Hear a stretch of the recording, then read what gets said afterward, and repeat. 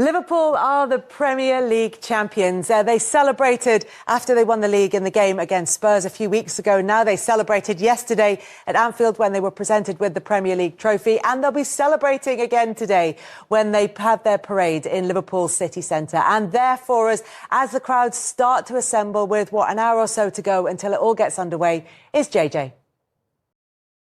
Hi guys, here I am on the second floor of the Cunard building here on Liverpool's waterfront. A very impressive building, equally as impressive as our vantage point where we can look right down the street and already 6 people deep the fans are lining up, which is fantastic considering that the parade officially doesn't start until 2:30 this afternoon. The parade is going to be about 10 miles long. It's going to reported to take between 3 and 5 hours to complete, starting in Allerton Maze and ending in Liverpool's city centre. The reports are that there are going to be between 500,000 and 750,000 people lining the streets of this brilliant city to cheer on their heroes, parading that Premier League trophy that is much coveted. And as you can imagine, a city where football is everything. They are already in fine fettle. The songs are being sung. I can smell that smoke in the air. The flags are waving. It is going to be a truly incredible afternoon for everybody associated with Liverpool. A slot and his players, some of those who will have never enjoyed one of these bus parades before, some still left from the Champions League winning team of 2019 and also those 2 cups that Liverpool won as well in 2022. But this is something very different in terms of a parade to celebrate winning the Premier League. And that was the task for Arne Slot as he arrived to replace the brilliant Jurgen Klopp at the start of the season. And he became just the 6th manager to win the Premier League in his first full season in charge. It has been a dream debut. Force of nature. I mean, we all know about forces of nature. We're literally sitting in one right now. But the squad was there for a title challenge last season, so you just hope that with the raw materials already available to him, you can maintain that level. But the way that he's improved so many of those players and to be able to dominate the league the way that they have, it's just been remarkable. Josie, what have you made of the way he's sort of adapted as the season's gone on? Because I guess everyone was looking to see what would he be like when he first came in. Again, coming off the back of a huge character in Jurgen. You've seen a little bit more of his personality. And his attitude was like, well, no, I'm walking into a club which is one of the biggest in world football, and there's a brilliant squad. Why would I not back myself to try and do something with this group of players? And I think that confidence just grew and grew over the course of the season. And as Paul said, I remember watching training in Philadelphia, in pre-season.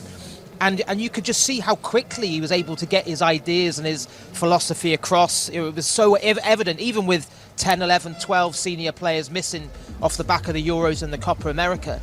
He put his stamp on that team so early on. And because as well the players saw what he was telling them was helping them develop.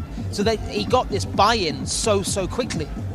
It's fascinating to see how he did it. It's interesting from club's point of view, to go for maybe a wise decision to go for a different type of person, a different type of voice to what they had. Someone who's perhaps more about the tactics and about that side of it, the coaching of it, than Jurgen was. Absolutely. I mean, in terms of a fresh voice, that's all that's really important. I think Jurgen said it himself, sometimes the players just need to hear different things. And you can sense from the players that they were assessing him just as much as he was assessing them. But the key thing that he seemed to work well with is that his first few big decisions went well. I mean, we think of the very first game of the season, the change at half-time between Konsa and Konate, that paid off. Then you think about the little tweaks he made for the game away at Manchester United, that paid off. Winning a big away game like that, a big landmark game 3 games into your tenure, really gives you that credit. And you could sense that the players were so surprised by how everything that he said, every scenario he laid out as to what could happen, ended up happening. And every time that happens, you're a player, you're thinking, well, this guy's got all the answers, so we're absolutely going to follow him.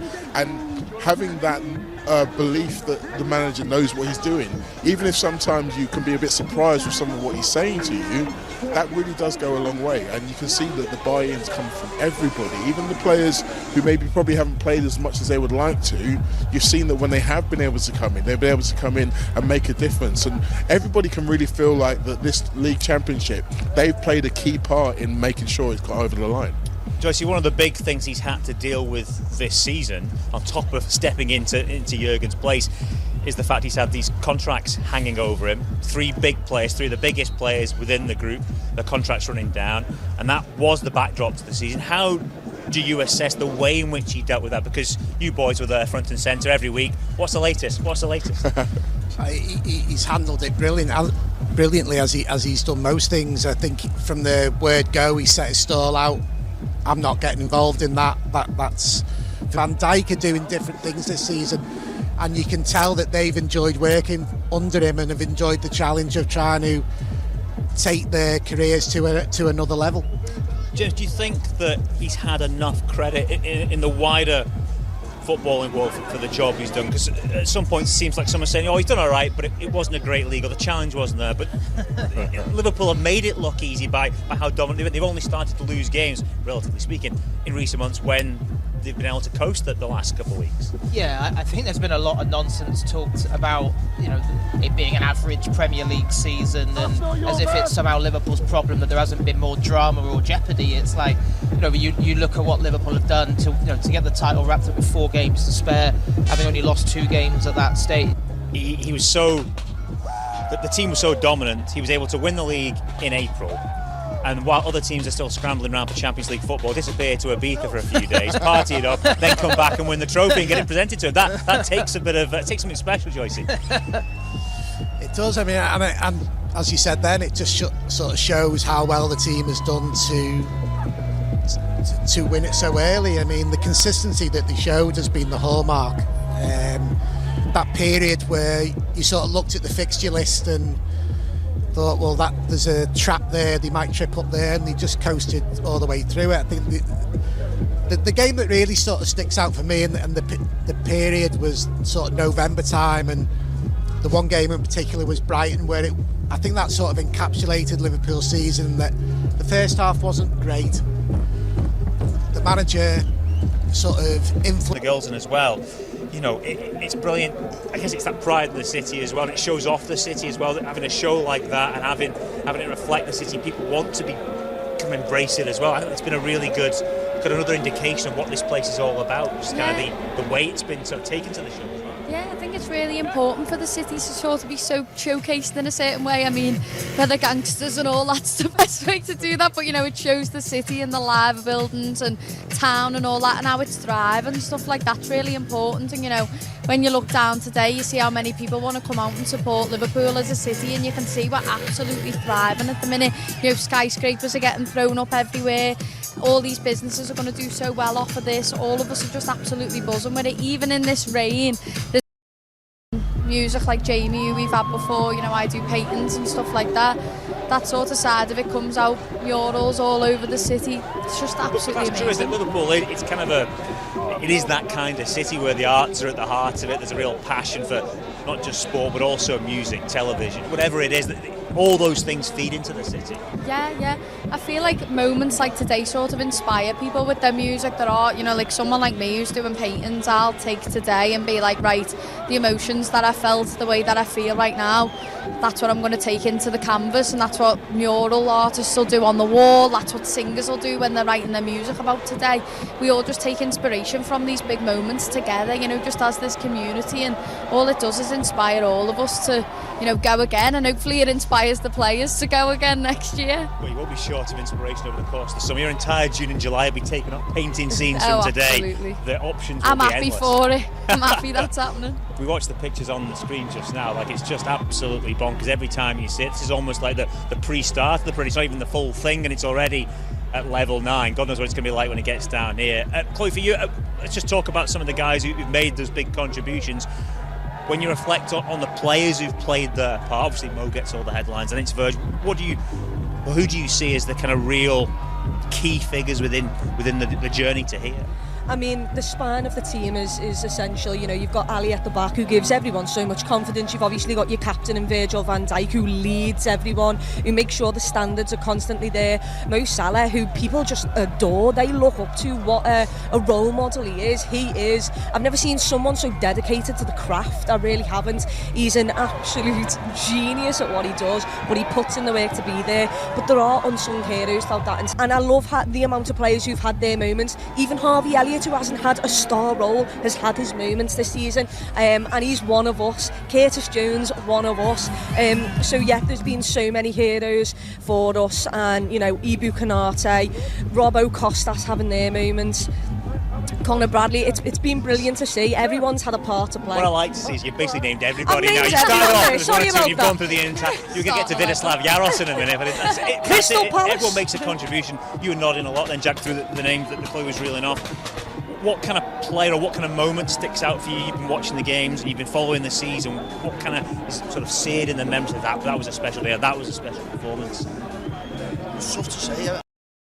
There's been big moments all throughout the season. I'll be here all day talking about them, you know what I mean? But being there and watching us seal against Tottenham was a special moment, I think. How is it, just logistically, give us an idea, you know, when you're on set, you're working, how do you manage to follow the games and sort the games? Did you manage to fit your schedule around keeping up? No, I didn't watch any while we were filming, to be honest. It was quite intense. We're on for 6 months or so, and you know, we filming 8 hours of TV, which is technically, it's like 4 films back to back, 4 12 films back to back, so it's quite intense when you're on. So it's been nice to have a bit of downtime, be able to enjoy some of the games. But you've timed it well, because you've got yourself free for the best part of the season and make the most of the celebration. Swan in at the end when we win. It's got to be done. But again, like you look at these scenes down around us in the city, and every time I look down, there's more and more people lining the streets, hours and hours before the show starts for real. It's kind of mind-blowing, isn't it, to see the kind of levels it's getting to? It is, and I think we've got a history of being able to celebrate ourselves properly, and I think that's what you're going to see today. Yeah, and important to do so, because what's the point being part of these things if you're not going to go out and make the most of it? We're proud as a city, and so we should be, and I think we're going to throw a proper party today. And yeah, I mean, as you say, it's already mental at the moment. I can't wait to see what it's like later on. Yeah, stay with us. You'll find out right here. The scenes are pretty special just now, but they promise to get better and better. We'll wrap things up on the couch once more. Head back over to... I mean, it's fairly obvious when you look at your stats. It's absolutely incredible. And by the way, the fans think Mo Salah, just listening to the noise that's down there. I mean, it was all Mo Salah. Man, but so is Virgil van Dijk. But would you say, Jason, head and shoulders the best defender in the Premier League this season? Absolutely. Yeah, I can't see anyone other than Virgil van Dijk. You know, what he's done and what he brings to the team and the game. I think after losing the likes of James Milner and Jordan Henderson, big influences in the dressing room, obviously he was around and he would have learned from them as well, and he's taken on that mantle. And I think, you know, every championship winning team needs a leader like Virgil van Dijk. I mean, Ray's team was littered with them, they were all leaders, but you know, this day and age players are slightly different, and I do feel Virgil's got a little bit of old school about him. I think he's not frightened to telling players what he thinks. You know, he's a leader on the pitch. I think the way Liverpool play obviously does suit him as well. They have a lot of possession, they play a high line, he's quick, he's got Konate alongside him. You know, that can help him out if he does get caught out of position, which is very rare. But his all-round game, and I think Ray's right, I think I went for Salah, I think just because of his numbers and stuff, and you know what he's done at his age as well, and how influential he is. And at the end of the day, I know the foundations of any good team are defence, but goals win games, don't they? And they pay the rents, as the great commentator said. So yeah, but there's another add-on to that, Jason. You said you're quite right. You know, goal scorers win matches, defences win your leagues. Yeah. And that, for me, I say this a lot, but it is a very common phrase in American sport. Offence wins games, defence wins championships. Yeah. It's what they say. It was interesting with Virgil van Dijk, Ray, that maybe a couple of seasons ago, people were asking the question as to whether that terrible injury he got in the Merseyside derby, whether we were going to see the same Virgil van Dijk again. But I think he's answered that question emphatically. Oh, emphatically, you can say that as well, Rob. He's been absolutely sensational. I mean, this season, I've hardly seen him put a foot wrong. You know, very rarely you watch a game and he's not been 8, 9 out of 10. You know, that's just the level of performance that he's at. I'll tell you something, I was down at Brighton, and you and I were down there. Lovely evening. And it was a lovely evening, not quite like this. The weather conditions were a lot better than this. But he didn't play that night, but he came out and he was in the dressing room area, and there's just an air about him of just a lovely fella. That's what came across to me watching him. No airs and graces about not look at me, you know, I'm the big star. Nothing like that. Really grounded, really lovely, personable person. Spoke very well with the Brighton people that were in and around him. I can't speak highly enough about him. I don't know him that well, but it's only what I see of him, and I only speak from that position of how you find someone when you're in and around the company on occasions. I've just got to say, I thought he's been a first-class captain and leader this season. I think the way Arne Slot as well sets his team up and his tactics, you know, it is more patient, pragmatic. It certainly has suited and brought a lot of players on this season. I think Virgil has benefited from the way they play. I think under Jurgen at times, you know, the quick transition, he could be caught out a couple of times, exposed, and had a bit more work to do. But under Slot, with this sort of pragmatic, patient build-up where, you know, he's on the ball, you know, they can keep it, he can make sure that the defenders are around them, he can defend deep, he can drop a little bit more, he can watch it a little bit while they're in possession. I think it's certainly helped him, but I don't want to take anything away from his performances. Ray's right, consistency has just been the key for him. Just to come back to your point then about the way he speaks, also the way he carries himself, and it has been one of the running themes of the season, is Arne Slot every Friday was asked, what about those three boys and their contracts, with Virgil van Dijk being one of them. He never ducked walking through the mix zone and answering the questions, but always handled it in a very statesman-like fashion. He said, yep, I want to stay, but ultimately it's not your business to the reporters, but I want to sign it, and eventually he did sign it, and here he is. And Liverpool did it in the right way, behind closed doors. You know, it wasn't for everyone to know exactly what was going on. They were patient in what they had to do. They worked hard behind the scenes to make sure that they got the right deals for the players. They got the 2 out of 3, which they'll be absolutely delighted with. 2 lads who've been so solid this season. You know, the consistency from both Mo and others has been absolutely fantastic. Likewise, they're heroes. They'll become heroes to them. These players will become heroes. I don't know if the players know that. I don't know if they understand that, how much it means for these youngsters to support this club, what this club means to them. You look at the fans who go everywhere to support them. I know, I've come up on the train before and there's lads who's not missed a game for 30 years, home and away, pre-season. They've even gone over to America on their holiday because Liverpool were playing out there. That's where they went on their holiday to watch the game. That's the passion, the drive and the love of the club, and long may that continue. And that's the next generation, the youngsters that are there. They're the ones that are the future Liverpool fans coming in week in, week out for matches. First memories as a Liverpool fan? Just watching them on the telly, you know.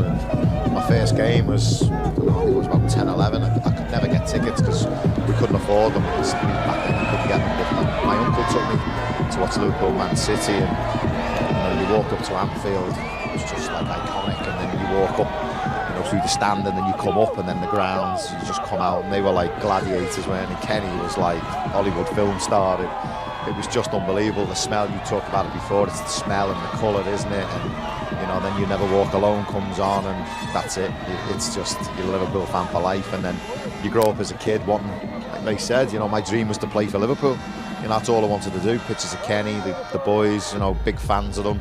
And then I lived out my dream, but you know, even better now. I said it the other night. I was to call Ray Alton my mate, and Aldo my mate, and Ronnie my mate. I know they call you their mates? No, they you know, they've achieved what they needed to achieve. So we don't really need to look into the performances and the results. But the time they've had from Tottenham till now, you know, they can relish that moment. That, you know, everything slowed down because they've won it. They can think about it. They can absorb it. They can reflect. They can look at things, and they can enjoy it. You know, they can really, really enjoy it. And Ray's right, it's a big, enjoying success is a big part of, you know, moving on. You know, you learn a lot about yourself in adversity and losing games, and you know, you learn a lot about your character and rolling your sleeves on, and your manager's looking at you going, who's going to pull us out today? Like you mentioned with Virgil, you know, when the chips are down, who are the players who stand up and be counted? Yeah, you learn a lot in adversity and things like that, but you also learn a lot about in success, because these things, they bring you back, the desire and the hunger. And we were at a dinner on Friday and Jurgen spoke, and he touched on long social this week for you, hasn't it? Yeah, it has me, yeah. And he was talking about, you know, Guardiola. He said, you know, Man City, he said, you know, the next season they'd win it, and then the next season, and he said, you know, they just, the hunger and desire was still there. And he was like, when are they ever going to give up? You know, and that's, I think, Guardiola's biggest compliments, is he kept the desire, the hunger and the passion. But moments like this helps, doesn't it? You know, when you have this level of fan base behind you and support and passion and love for your club, and you win it, you want it more and more. We've seen that down at Brighton. Brighton beat Liverpool. I thought they'd won the league the way they were reacting. And I asked, why is everyone so excited? And they said, we want this winning feeling. We want the players to understand what winning's about. This is what it brings. This is the joy that it brings. So you want to sample it more and more. I thought it was a great way to look at it afterwards. I didn't agree with it at the time, but afterwards, when I thought about it, it actually made some sense. And I think that would be the same with the manager. Look, lads, look what this means to the city, the red part of Liverpool, and what it means to them. This is the joy that you bring. Make sure you're ready for next season. I have to say, sorry, Jason, just those celebrations from Brighton on Monday night. It was one of the great auditions for grumpy old men from you. That I couldn't understand why they were so happy. What are they doing? They haven't won the league. What are they doing? Like a real miserable old man stood in the tunnel down at the Amex, weren't you? Just to touch on the second part of my answer, which was... Oh, you hadn't finished? No. Incredible. Just to highlight what Ray said about it being difficult. Painted this season that the league has not been as competitive, has not been as... I'm not buying into that at all. I think apart from the bottom three that got relegated, I think on their day, anyone in the Premier League can beat anyone on their day. And, I think we're moving away from the Guardiola influence and the disciples, and managers are now starting to think out the box and think for themselves and think of their own tactics. And in that sense, for Arne Slot, that's more solutions he's got to find. So more ways of winning, different kinds of, tactics to play against. It's been different teams. He's been consistent with his team, but he has tweaked it a little bit here and there. And I think, to win it with 4 games to go is testament to how good, his management is, but how good the team is. And like Ray said, winning the title is not easy. It's just not easy, and I don't think the narrative that's been painted is just wrong. It's wrong. Yeah, I totally agree with that. It's a really interesting conversation, I think, Ray, because you looked. Yesterday is a prime example of a club below midway in the Premier League table, and you've got guys like Mark Gahey, Eza in that team. Yeah. The season that Jean-Philippe Mateta's had, to say that Crystal Palace are full of good players, Brentford are full of good players. You look at a team like Forest. Wolves. Mateus Cunha, the league is packed with them, and it's one of the reasons why you've seen, I think, not the only reason, but Manchester United and Tottenham so far down the table this season. Yeah, well, I think you've got to give a lot of credit to the owners of football clubs and the jobs that they're doing, in the sense that the recruitment policy has been excellent. I mean, Brighton and Brentford would be the 2 prime examples of that. Where they bring players in, they give them a platform to go and play from, and then if they're really good, the top clubs come in and buy them, and they make a lot of money. So all credit to them for doing what they're doing. I think the Premier League in a lot of respects this season's been exciting. I mean, last day of the season you had, was it 5 teams that could have got into the Champions League spots? So that in itself was good to watch. Liverpool's just been the best team. Nothing wrong with that. Whether the others were good, bad or indifferent doesn't mean anything to Liverpool. It's about what they had to do from minute 1 of game 1 against Ipswich, and what you do over the course of 38 games to win the title. And they were the best side consistently, and if you look at all the metrics, won more games, scored more goals, lost fewer games. I think Arsenal may be the same. You're losing a couple of games when the job was done. At the end, when the job was done. Exactly. But if you look at everything that Liverpool did, they were better than everyone else. That's a ball like Trent, and for Connor that's not a problem. He's still very able with the ball at his feet, likes to get forward. In that sense, I think he's going to have to learn quickly the relationship with Mo Salah. They had a very good relationship, Trent, and very good understanding, Trent and Mo Salah. That's something that he's going to have to work on. But listen, he's played over. He played over about 50 games now, hasn't he? Conor Bradley, yeah. So he knows his way around the football club. He knows what's expected of him. He's bided his time, and listen, had Trent decided to stay, his career could have took a big change and a different path, couldn't it? But he's going to sign a new contract. Trent's decided to leave, and now the door's open, and he's got to take it with both hands. Just on Conor Bradley then, Ray, as we dip back to your awards that you handed out, and the game of the season you picked was that victory over Real Madrid in the Champions League, where Liverpool just exercised a few demons against the reigning European champions. That challenge from Conor on Kylian Mbappe was perhaps better than the goals in that match.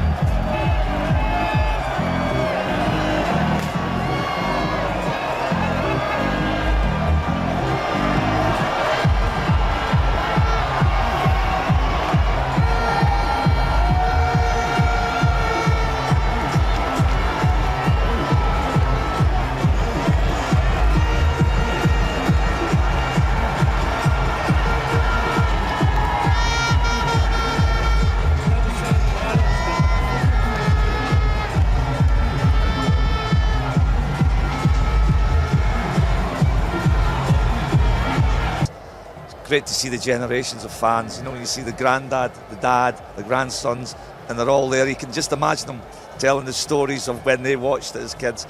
It's great scenes. But here, you know, down close to the River Mersey, on the Strand, it's wow. I've never seen so many people. It's amazing. But it's kind of like a festival feel to it. It's a party feel to it. You get a sense down behind us that people are gathered here. They know it's going to be a while. They know the weather's awful, but they're all like, you know what, we're going to enjoy it, make the most of it. So the sing-songs are breaking out. I think there's been a few beach balls chucked around. There's trophies here and everywhere. It's all about turning it into the best occasion it can possibly be and milking it for everything it's worth, because it is 35 years in the making to see that. 20 times. Yeah. 20 times, 20 league champions, 20 times champions of England. It's pretty special. Yeah, I mean, we've been in around big games before, and even the recent cup finals. There's always a buzz, but there's an extra buzz for this sort of celebration. And I think what makes this one more special is the fact that it's been accessible for the fans to be here. I think in previous parades, when there's been a cup final, you fly back and you're straight into the parade, and a lot of fans who are at those games don't get the chance to be at the game and the parade.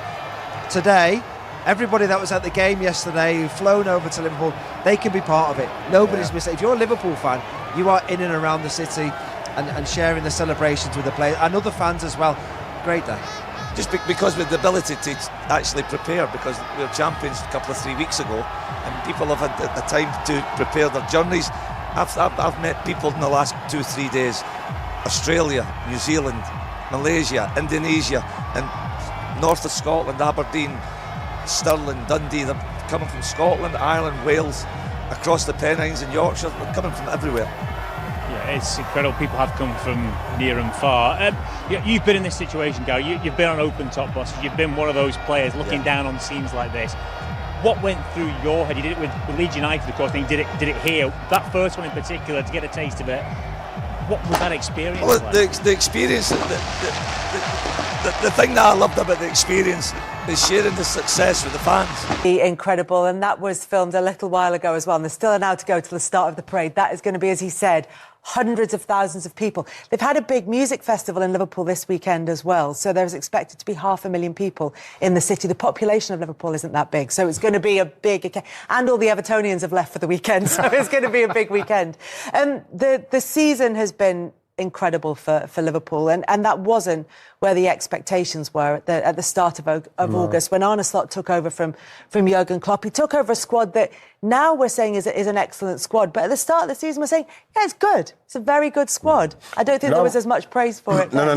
I think that at the start of the season people were saying, we'll see how he does, because this is a very good squad. Jurgen Klopp's left him with a fantastic squad, and how is he going to get them to play? Was he going to try and change the way they play? So from a Jurgen Klopp rock and roll style with all the pressing and everything, was he going to change? And yeah, he did. Change it a bit. They played a little bit more football, and you got Gravenberch coming in, and he was magnificent. And for him to take that team without changing anyone, without bringing anyone apart from Chiesa in, and just let them, he let them go. It's like an experienced manager saying, well, it's not broken here. Don't need to do anything, just maybe move some things about a bit. You know, obviously, like I mentioned, Gravenberch coming in and Curtis Jones playing his part. People playing their part, you know, Mo Salah in the season of his life. You know, he didn't do anything but gave them the belief that how good they were. And then they had a great start to the season. Everyone was talking about, Liverpool, it's an easy start. Let's see what they do with this game. Let's see what they do with that game. And they kept winning them. And so you thought to yourself, they've got so much experience in there, especially down the spine. They could do it if Liverpool can keep going, and they did. And for me, they were the best team in the end. Hindsight is a wonderful thing, obviously, but now I looked at every pundit's predictions before. Nobody picked Liverpool. Nobody fancied them. And quite in a few hindsight, people we all didn't even look have back, them in the top four as well. We all look back now and think, why? Like, all of those players. Only could have been, Mike, because Schlott's coming in and people. That's the only thing, right? Maybe because the rest of it, But why should that change so much? Because all of these players are experienced. They've all won every single trophy there is to win. Champions leagues, everything. They've won the lot. So why would we actually sit there, apart from the manager, and think, oh, wow, they've got no chance? They've done it before. This exact team have done it before. So it's... And they've absolutely walked it. I mean, they won. I think what they showed the Kells is that they still had the hunger and the stamina for it. And then they were coming in. They wanted a new manager coming. You know, when a new manager comes in, you say, "All right, let's see what he's about." And then once he starts impressing, you think, "Yep, he's lit the fire again." And then, bam, everybody responded in the dressing room. And you could see after like 12, 15 games that, yeah, it's going to be Liverpool's season. And that's the thing, is the way everybody's sort of describing it now sounds so logical, sounds so easy. They've got a partnership, one of their commercial partners, they've done a piece on their social media, Liverpool, where the players are sort of going around going, it's easy. That's how we like it, it's easy. And it's sort of taking the mickey out of that kind of, like you said, the hindsight of going back and going, obviously they were going to do this. Obviously it was going to be straightforward. But is there something in the way that Slot has set the team up that allows these players to kind of, one, keep their fitness across the season, keep their energy across the course of 90 minutes that is a bit less exhausting than what Jurgen Klopp was doing? Well, definitely with Mo Salah. Mo Salah's come out himself and says, I'm not asked to defend like I used to under Jurgen Klopp. It was full thrust going that way, but also you've got to get back and defend as well. He's getting on in age, of course, and you've got to change a little bit. I think someone like Trent Alexander-Arnold starting to go a lot into midfield under Klopp, building, from right back into midfield. Jordan Henderson would fill in a lot of the time. Now he's pretty much staying in that, or he was staying in that position at right. He has made slight tweaks, right? He's right, and there wasn't so gung-ho, much more methodical, probably a little bit slower in their build-up, but they don't concede as many chances and shots. It's all a little bit more organised. So there's are definite tweaks, and as I say, when you look back, you think as long as the manager doesn't ruin things and what's happened over the last 7 or 8 years under Jurgen Klopp, then why shouldn't they have won something? They've done it all before. They've been there, seen it and done it. So in hindsight, it's smacking us in the face, and I just can't believe that nobody actually went for it and said, you know what, I fancy Liverpool for the season, for the league this season, because none of us did.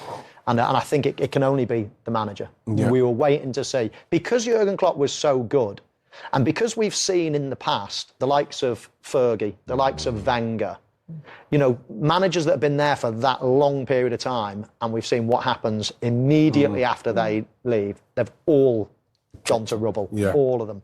So I think that was sort of, certainly in the back of my mind, thinking after 8 years, hearing the same thing to get something totally different now, might be a shock to the system. They might need time to learn. But they didn't, and they're experienced players, and we shouldn't have doubted them. Nope. And even the new player that came, Federico Chiesa, hasn't really played any minutes in the Premier League for Liverpool, and as you say, he's moved. Ryan Gravenberch changed position for him, and tweaked, like a Cody Gakpo or someone like that has sort of tweaked things at the club, and it feels now as though having won their second Premier League trophy in 5 years, and having been in title races in those, all bar one season, I think, in between those times, does it feel as though this is a continued level of success for Liverpool, and having won trophies in that time as well? I think it could be, because Jeremy Frimpong is going to come in at right back from Bayer Leverkusen. We believe. We believe. Florian Wirtz, we believe. Florian Wirtz is an interesting one. That'd be a brilliant sign. He's versatile in those attacking areas. He's going to cost a huge amount of money, into 9 figures, and that would be a real statement of intent for Liverpool in terms of the expenditure and the calibre of player, and the way that he's going to improve them as well. The expectation is that they're going to sell Darwin Núñez and bring someone else in as well. So I think the way that he's moving the club forward is a huge reliance on the players, and the man management that comes with managing a club like Liverpool. That is such a big beast in terms of domestic and European world football. But he's got the temperament to be able to handle that, and that's why I think it could be an era of continued success. Yeah, I think so. I think they've got a lot of money as well.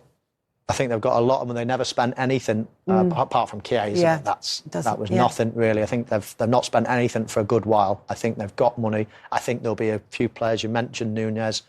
Kelleher, the goalkeeper, he's going to go. What they're going to get for him? 30, 40 million. Yeah, but Mamardashvili's coming in, so there's... That was done last year. I mean, they're freeing up, and there'll be 1 or 2, players around the fringes that'll go there. I reckon they're going to be bringing in. 100 million plus, and they've already got some money that they haven't spent for a while. And I like the way Liverpool are doing it, to win and then to go for it and to strengthen from a position of strength. It's old style Liverpool. Yeah, that's. I love the way that they when they work. If they have, so if it is going to be Florian Wirtz and whether it's going to be is how you kind of hear about it, then all of a sudden, bam, it's done. You know, it's not like, oh, we didn't get him, we'll go for him. Yes. You know, this is why... they do it a bit like that with they do it early, didn't they? And a lot of the big players that have solved problems for Liverpool, they've just been really decisive. Van Dijk, centre-half, Alisson in goal. When they want a player to solve a problem, they go top shelf, bam, and they bring him in. And that's why I think that it's going to be an era of continued success for them. Yeah. On Trent Alexander-Arnold, talking about players who won't be there next season, it was really emotional for him at Anfield. He did get the send-off that he would have hoped that he would get, and we saw how much it meant to him. He's clearly very emotional anyway. We saw him when Jurgen Klopp left, who's sort of his footballing father, if you like, last season. And now he's leaving the club that he's been at for 20 years, 6 years old to 26. He was booed in the last home game where the fans kind of made their frustration and disappointment clear that he was leaving. And there was some anger in there as well. But this time around, it was a lot more supportive of Trent Alexander-Arnold. And it was a lot, I think he would have gone into that not knowing what to expect. Exactly. And as someone who's played for Liverpool and Real Madrid and felt that kind. No, but you felt both of those things from that crowd. He wouldn't have slept the night before. He would have been going in the dressing room at half time and the manager saying, right, you're going on at half time, and him thinking, oh no. And you could see in his face as soon as they said coming on, Trent Alexander-Arnold, you could see. And the feeling when you don't get booed, when you feel your own people actually love you, and you know, all those 20 years wasn't almost wasted in many ways, because that's how you feel. I know your trophies will always remain and your memories will always remain, but going on a sour note is just the worst thing that can happen when you've put your heart and soul into it. You know, the thing is, Mike, Darren, when I was waiting, because, you know, they called your name up for you, and I was so nervous. Right, because you could see he kind of like looked like he was getting himself ready for whatever's going to come. And when they cheered, what made me feel nice is, I've said it, that's very out of character for Liverpool fans in respects of booing their own players, and you heard it, it was worldly.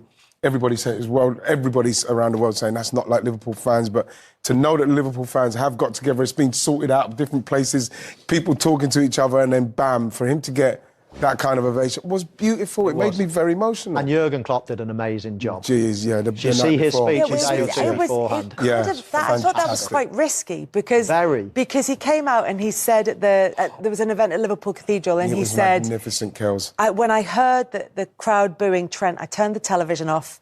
And I thought, that's not who we are. And I thought that was risky because Jurgen Klopp has chosen to leave the club. And so from afar, while he's working for the Red Bull Group, to say, this is who Liverpool is, felt like quite a risky move. Do you think that was taken on board by the fans? I think if anyone could do that, he could do it, because it's still very fresh in their minds.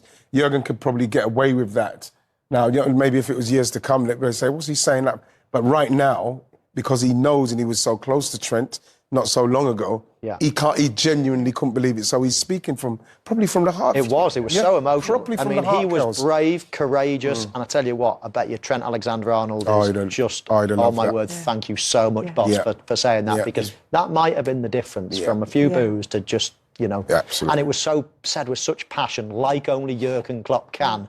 I thought it was absolutely on the money and brilliant to see. Yeah, a lovely way for Trent Alexander-Arnold to end his time at Liverpool, lifting the Premier League